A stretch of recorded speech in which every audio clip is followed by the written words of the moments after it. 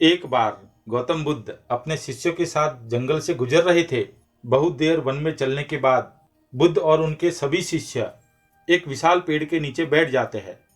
उस पेड़ के नीचे एक अलग सी शांति थी। सभी लोग उस शांति को अनुभव कर रहे थे। कोई भी एक शब्द नहीं बोला, चुपचाप उस शांति को अनुभव किए जा रहे थे। कुछ देर बीतने के बाद गौतम बुद्ध का एक शिष्य उठता है और बुद्ध से पूछता है, बुद्ध, मैं आपसे एक प्रश्न पूछना चाहता हूँ। बुद्ध कहते हैं, पूछो, क्या प्रश्न है तुम्हारा? शिष्य बुद्ध से पूछता है, मैंने कभी भी आपको दुखी नहीं देखा। आपके चेहरे पर हर समय एक अलग ही मुस्कुराहट रहती है, हमें भीतर तक आनंद से भर देती है। आपके चेहरे पर अलग सी चमक है जो हमें दुख से कोसों दूर कर देती है। पर मैं यह जानना चाहता हूँ कि मेरे भिक्षु बनने से पहले मेरे जीवन में बहुत सारा दुख था जिसके कारण मैं भिक्षु बन गया। पर मैं अभी तक यह नहीं जान पाया हूँ कि आखिर दुख है क्या। क्या आप मुझे बता सकते हैं कि वास्तव में दुख क्या है? बुद्ध मुस्कुराते हैं और अपने शिष्य भिक्षु से कहते हैं, दुख एक विचार से ज्यादा कुछ नहीं है। सभी शिष्य सुनकर चौंक जाते हैं और बुद्ध से पूछते हैं, परंतु बुद्ध, विचार आते हैं और चले जाते हैं, पर दुख एक बार आ जाता है तो जाने का नाम ही नहीं लेता। बुद्ध कहते हैं, मैं तुम्हें एक छोटी सी घटना बताता हूँ। एक नगर में एक धनी सेठ रहता था। उसके पास एक वफादार नौकर काम करता था। वह सेठ अपने नौकर पर बहुत विश्वास करता था। सेठ अपने नौकर पर कभी भी किसी बात के लिए भी शक नहीं करता था, क्योंकि उसका नौकर वास्तव में ही बहुत ईमानदार था। एक बार उस सेठ को किसी काम से बाहर जाना पड़ा। 2-3 दिनों के बाद जब वह सेठ वापस लौटा तो वह एक कीमती सामान लेकर आया। वह उस कीमती सामान को अपने कमरे में सजाकर रख देता है और अपने नौकर से कहता है, तुम्हें खास तौर पर इस चीज का ध्यान रखना है। ध्यान रहे यह टूटे नहीं, यह मेरा बहुत प्रिय है। नौकर कहता है, मालिक, मैं पूरा ध्यान रखूंगा, आप चिंता ना करें। अगले ही दिन वह नौकर घर में पूरे घर की सफाई करने लगता है। सफाई करते करते वह सेठ के उस कीमती सामान के पास पहुंचता है और उसकी भी सफाई करने लगता है। सफाई करते वक्त वह कीमती सामान उस नौकर के हाथ से फिसल जाता है और नीचे गिरकर टूट जाता है।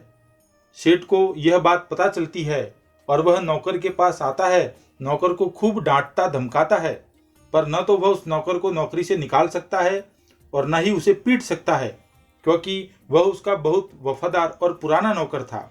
इसलिए वह डांट धमकाकर ही उसे छोड़ देता है। सेठ अपने उस कीमती चीज के बारे में सोच सोचकर बहुत दुखी हो जाता है। रात होती है और सेठ अपने कमरे में लेट जाता है। कीमती सामान टूटने के दुख में सेठ को नींद नहीं आती है। वह बहुत बेचैन हो जाता है। बेचैनी के कारण सेठ अपने कमरे से बाहर निकलता है और देखता है कि उसका नौकर निश्चिंत होकर खर्राटे ले लेकर सो रहा था।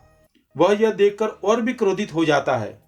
सेठ सोचता है, इसने मेरी इतनी कीमती चीज तोड़ दी और इसे बिल्कुल भी चिंता नहीं है। मुझे यहाँ नींद भी नहीं आ रही है और यह आराम से सो रहा है। सेठ अपने कमरे में वापस चला जाता है। अगले दिन सुबह सेठ सोचता है, मैं इस समस्या से कैसे निकलूं। फिर सेठ को एक तरकीब समझ आती है। वह अपने नौकर को अपने पास बुलाता है और कहता है, मुझे दुख हो रहा है यह बताते हुए कि वह जो कीमती चीज कल तुमने तोड़ दी थी वह दरअसल में तुम्हारे लिए लाया था। मैं चाहता था कि मैं उसे तुम्हें उपहार के रूप में दूं, परंतु अब क्या कर सकते हैं, अब तो वह टूट गई है। सेठ की बात सुनकर नौकर को धक्का लगा। नौकर सोचता है, अरे यह तो बहुत बड़ी गलती हो गई। इतनी कीमती और महंगी चीज सेठ जी मेरे लिए लाए थे और वह मुझसे ही टूट गई। फिर क्या था, उस नौकर के मन में बेचैनी पैदा हो जाती है, दुख पैदा हो जाता है। रात होती है और सेठ आराम से सो जाता है। वहां नौकर बेचैन है, उसे नींद नहीं आती। क्यों नींद नहीं आती? क्योंकि अब उस नौकर ने उस सेठ के उस कीमती सामान को अपने आप से जोड़ लिया, इसलिए वह दुखी हो रहा था। पहले उस नौकर के मन में यह विचार नहीं था कि वह कीमती चीज मेरी है, पर अब उसके मन में यह विचार है कि अगर वह कीमती चीज न टूटती तो वो मेरी होती। बुद्ध कहते हैं, दुख केवल एक विचार है और यह विचार कैसे उत्पन्न होता है? अपने आप को किसी चीज से जोड़ने से। हम जिस भी चीज को अपने आप से जोड़ देते हैं वह चीज हमारे दुख का कारण बन जाती है। लेकिन वास्तविकता तो यह है कि कोई भी चीज हमसे जुड़ नहीं सकती। हर चीज आपके पास है, आपकी है, पर कुछ समय के लिए। कुछ समय के बाद वह आपसे दूर हो जाएगी। उस दूर होने की घटना को स्वीकार करें और आगे बढ़े। दोस्तों, उम्मीद करता हूं कि यह कहानी सुनने के बाद आपका जो भी दुख है, इसी क्षण आपका दुख समाप्त हो गया होगा। कहानी कैसी लगी कमेंट करके जरूर बताइएगा।